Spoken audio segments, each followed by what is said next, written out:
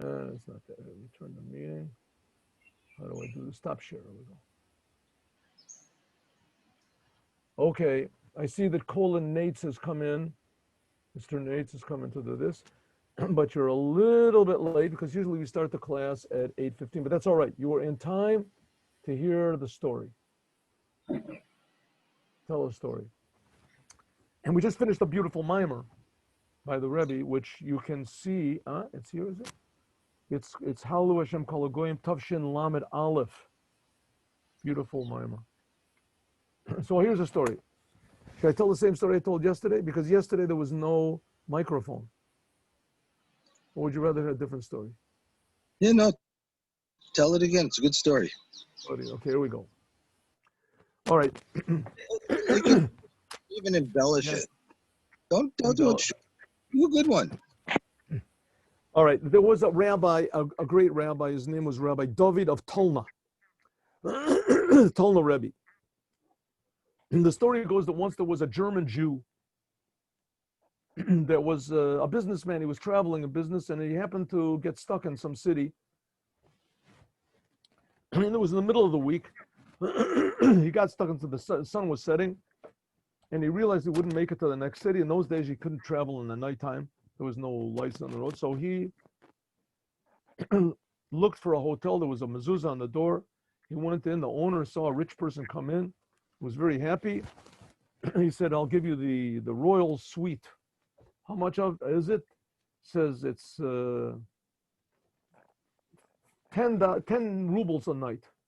Sort of jacked up the price, but 10, he says, no problem. 10 rubles a night. It's a lot of money, maybe $100, who knows, but okay. He took the room, paid the money, went up to his room. It was not such a nice, President Royal suite. I don't know what type of a king would live there, but in any case, the room didn't have any cracks on the walls or anything like that. So he was getting ready, locked the door, getting ready in his room. Suddenly here's a knock on the door. Opens the door. The owner of the place is standing there with his wife standing behind him. He says, excuse me, sir, there's been a change. You'll have to move rooms. I won't even take any money from you. You have to move rooms. You have to go to... He says, no problem. I'll go. The room is livable. Oh, yes, it's not as nice as this room. And he says, okay, no problem. Where's the other room? He says, but I'll pay you. What am I? I'm not going to pay. I'll pay for the room. It's no... Yes, he gives him his money back, he says, 5 rubles, good. Moves into the room right next door, right across the hall. A little bit down. There's like 10 rooms in the whole hotel. So he moves him down. And this person, so he says, can I ask you what was wrong with this room? Is there something wrong? He says, no. The holy Rebbe of Tolna, the holy Tolna Rebbe is coming. He said, okay, now this is a Yeki Jew, you understand? German Jews aren't usually, they're not Chassidim and they're not Misnagdim. German Jews are usually Jews that are just good people. They're just good and they're, some of them are tremendous geniuses. Sam Shimshon Raphael Hirsch.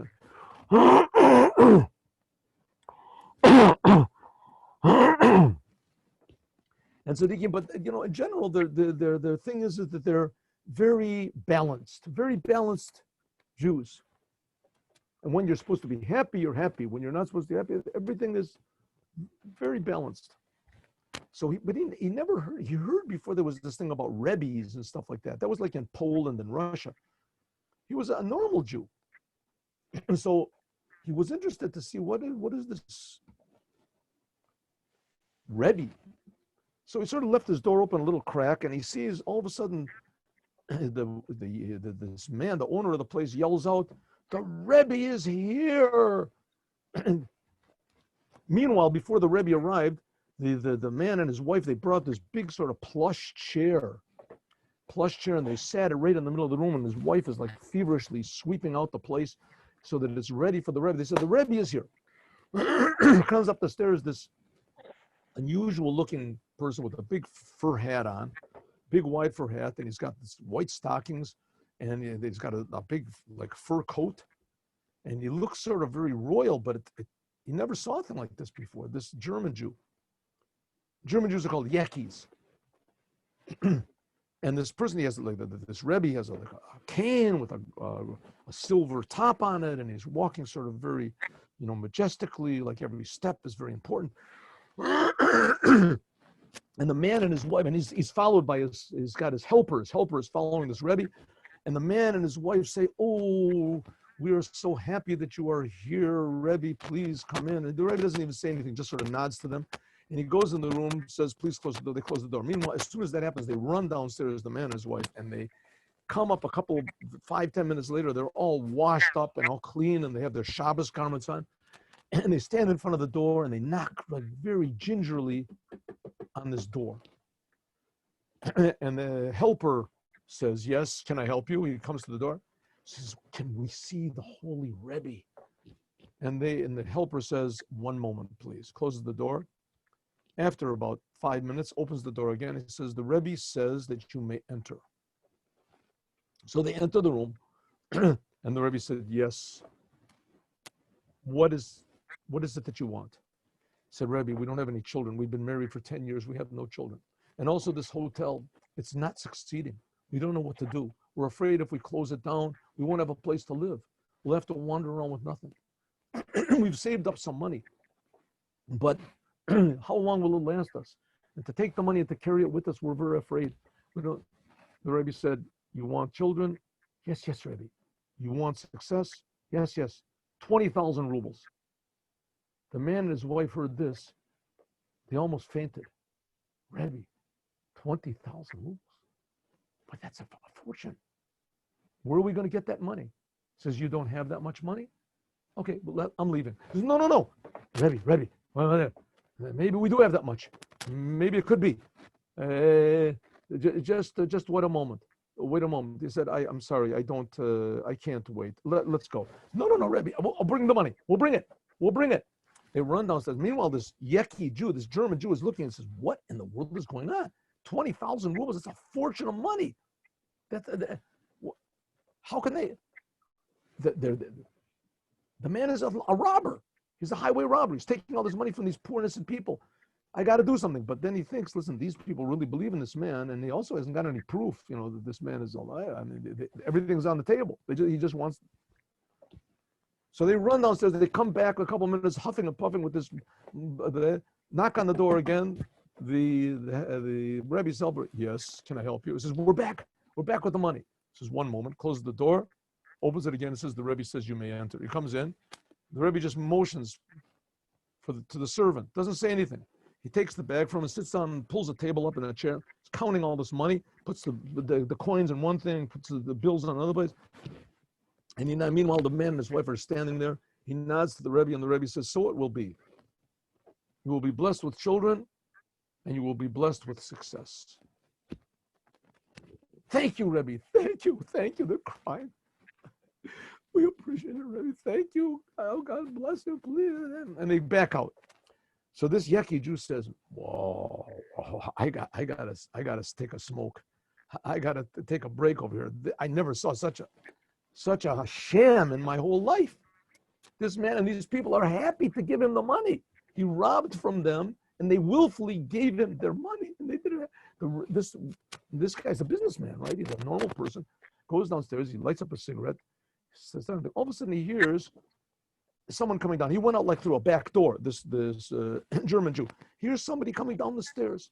So he goes and he sort of backs into the trees, and he sees there's the Rebbe comes down with his helper. And the Rebbe is walking in a sort of slowly, majestically. He says to his helper, "Look at this building. This has got really good foundations, but they built nothing on top of it. Whoever designed this thing was a fool. This foundations it should be 5 stories high. Well, this is only 10 rooms it's got. The place should have at least 50 rooms, and they should be bigger. And look at over there. That's a good place for a stable for horses. And that's a good place where there should be a tennis court.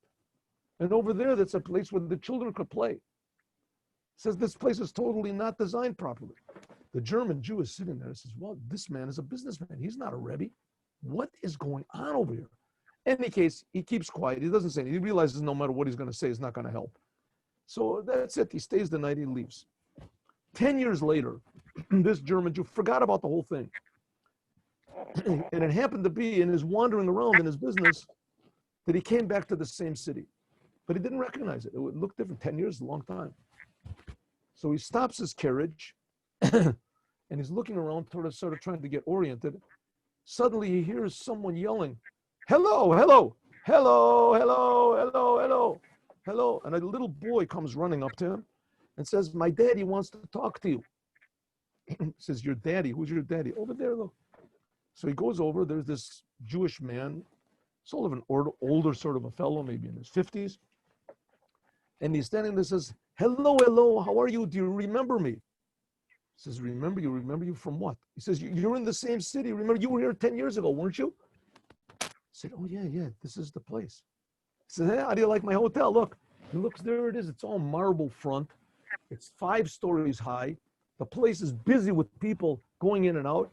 He says, yeah, we've got 70 rooms in the hotel. People come from all over. He says, look in the back. There's a nice big tennis court. There's a place for children to play. There's a big stables for the horses. He said, well, that's really amazing. He says, look, and here's my children. This is the one that came to running to you. That was the oldest one. Here, look, we've got 10 children. Every year my wife gave birth. A big miracle. He said, what, this all happened from that Rebbe? He said, yeah, as soon as he left, that's it. Just things just started to blossom. He says, listen, I was really wrong. Well, I really said some bad things about him. Tell me, is he still alive? Yeah, he's in the town of Tolna. It's not that far away from here, maybe an hour drive. Runs back to his carriage, tells his driver, drive to the city of Tolna. They drove to the city of Tolna. He asks for, where does this Rebbe live? They showed him the place. He went into the Rebbe's synagogue. They pointed to the room where the Rebbe was, knocked on the door. Come in. There's the Rebbe sitting there. As soon as he comes in, he says, oh, hello, you're the German Jew, right? The Yeki that was here 10 years ago. How are you? He said, listen, I was just in the city where you were before. And I saw the blessings. Like, listen, I really want to apologize. You have nothing to apologize for. What do you have to apologize for? You suspected bad things. I know what you were thinking. And you were right. You were 100% right to think that.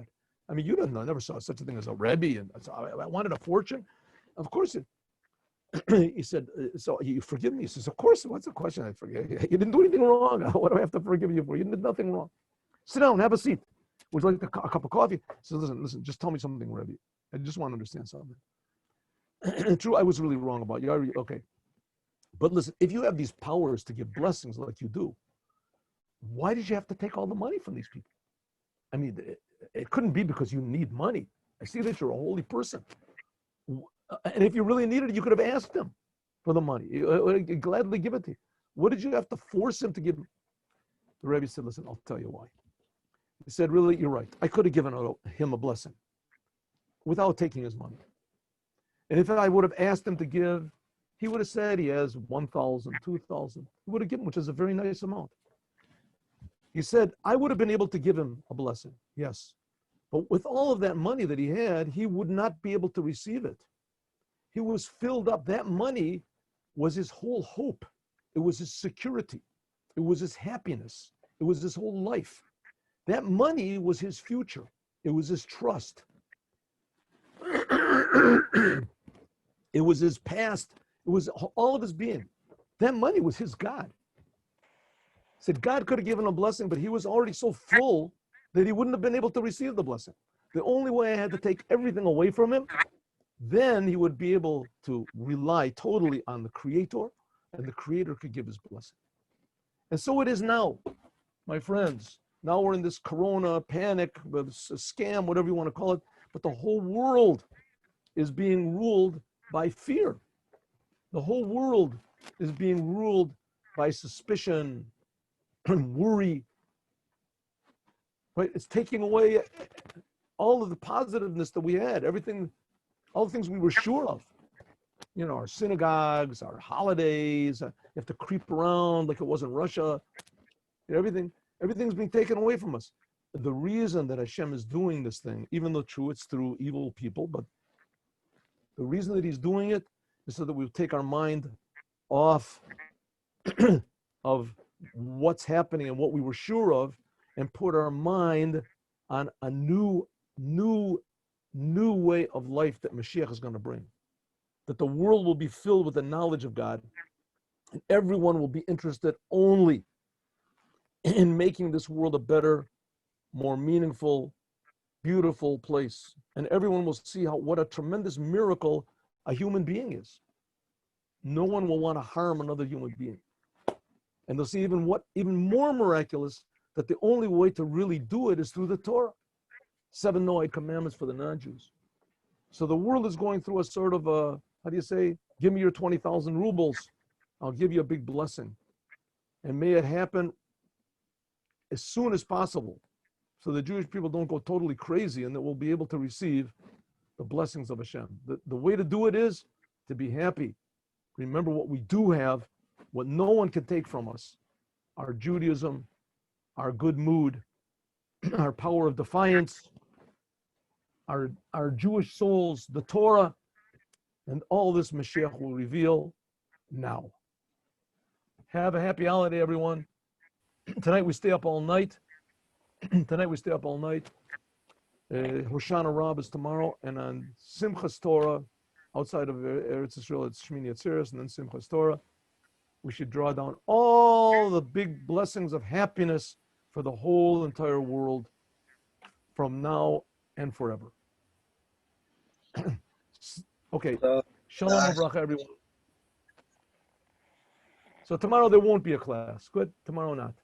But on Sunday there will be. Sunday, definitely. Class, 8:15. Diaspora Sundays. Diaspora Sunday holiday. That's okay. That's okay. We'll have a class only for the Israelis. Okay. That'll be another reason for the diaspora people to come to Eretz Yisrael. They realize they missed my class. And don't leave your computer on 24/7 thinking it's okay. Okay, my friends. God bless you all. Shalom.